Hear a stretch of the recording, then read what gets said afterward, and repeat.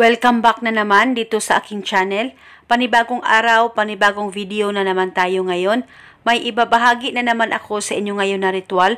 Ito'y simpleng gabay at simpleng pamamaraan at ito ay makakatulong sa inyo.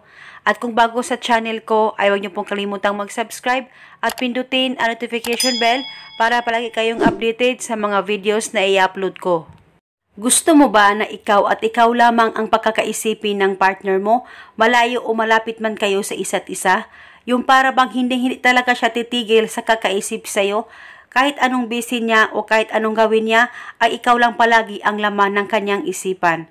Kaya gawin mo lamang itong ritual na ibabahagi ko sa inyo ngayon.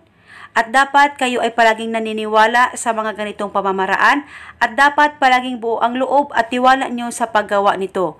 At itong ritual ay pwede mo ito gawin sa kahit na anong araw o oras na gusto mo. Pwede mo ito gawin bago ka matulog o di kaya pagkagising mo sa umaga o sa kahit na anong oras na gusto mo. Ang gagawin mo lamang, umupo ka lang saglit, mag-focus at mag-concentrate ka, ipikit ang mga mata mo at sambitin mo lamang sa isipan mo ang pangalan at apelido niya ng 7 beses.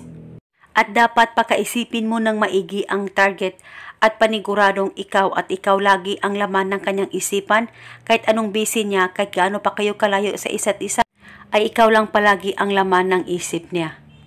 At ang ritual na ito ay pwede mo ito gawin lalong-lalo na kung nagkamalabuan kayong dalawa o nanalamig na sa iyo ang partner mo o hindi na nagpaparamdam sa iyo ang partner mo, ay gawin mo ang ritual na ito ngayon mismo. At pwede mong gawin itong ritual 3 beses sa isang araw sa kahit na anong oras na gusto mo. At paniguradong siya ay mababaliw sa kakaisip sa iyo at ikaw lamang ang laman ng kanyang isipan at paniguradong kayong dalawa ay maging okay at maayos sa isa't isa. At gawin itong ritual hanggang kailan mo gusto.